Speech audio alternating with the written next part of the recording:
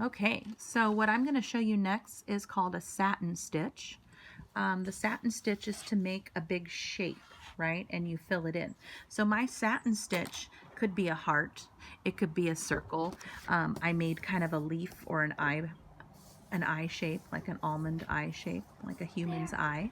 So what you're going to do is back stitch. So it got kind of cut off at the... So you're going to back stitch and create an outline of the shape. So if I was making a heart, I would back stitch my heart and then I would fill into the middle. So first what we're going to do is back stitch the heart. The leaf shape. Okay, so just like any time, we got to start with our knot. So remember, a square knot, if I'm going under and over the first time around, so I have to be conscious of how I'm tying my knot. Whoops. Under, over. There we go. And then I'm going to do over, under this time. So this time, this went over and under instead of under and over. And that is what you call a square knot. Okay, so if we looked at this close, you would see it kind of makes a little square shape, and that's the kind of knot you use when you're fishing too. So if you like fishing and you don't want to lose your gear, you're going to do that. Okay, so on the satin stitch, we're going to create the leaf shape. So remember, we're always start from the back so we don't see our knot.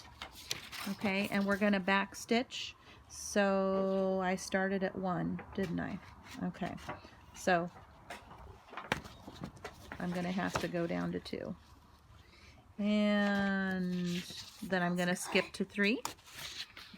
Okay, and then I'm going to go back to 2, sorry.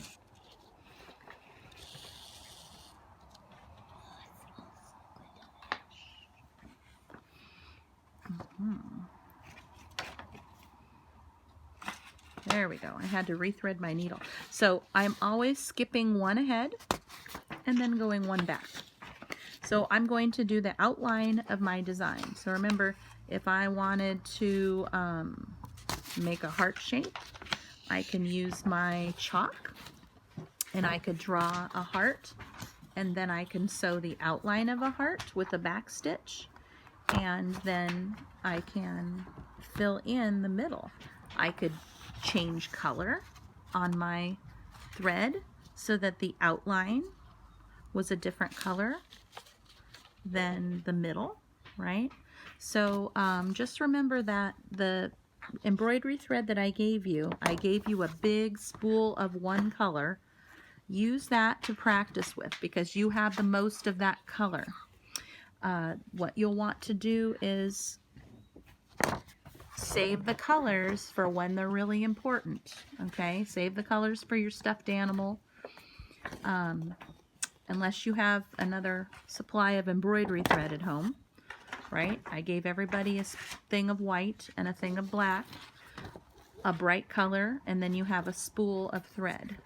So remember, your stitches are going to be just as, or they're going to show off your design of your stuffy.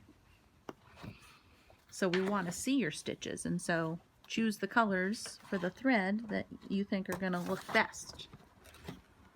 Okay, so I got to go 1 back, and I'm almost done, and I've almost created my outline. I have to go back to the first hole, and then back to where I was, and voila! I have the outline of like a leaf shape here. Okay, so what I'm going to do is tie it off, and I lost. Okay, this video is to finish off our satin stitch. So the satin stitch is also located inside your pocket stitch guidebook, and you have that available to you right here. But the satin stitch is a fill-in stitch, so you can create any shape you want, and you're going to sew the outside with a back stitch. Okay, so we did that step already, and then you can fill it in with color, right? So you're going to zigzag through and attach it to the outside. So that is what they call a satin stitch.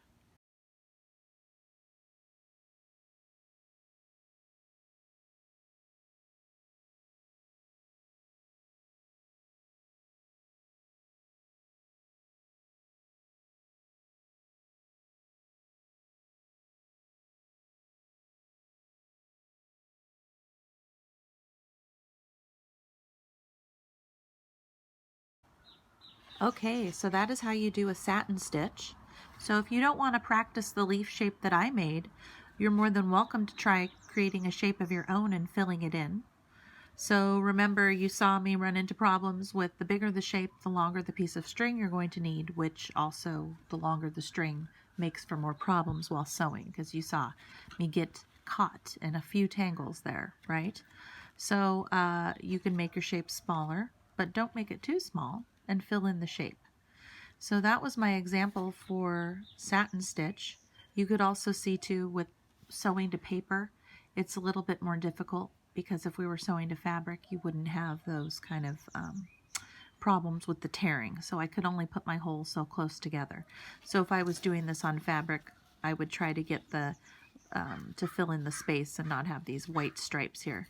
But it would also look cool too to later go back in, and if this was a leaf, I could create more stitching and details on there. It also might look kind of cool to put a button or a googly eye on there.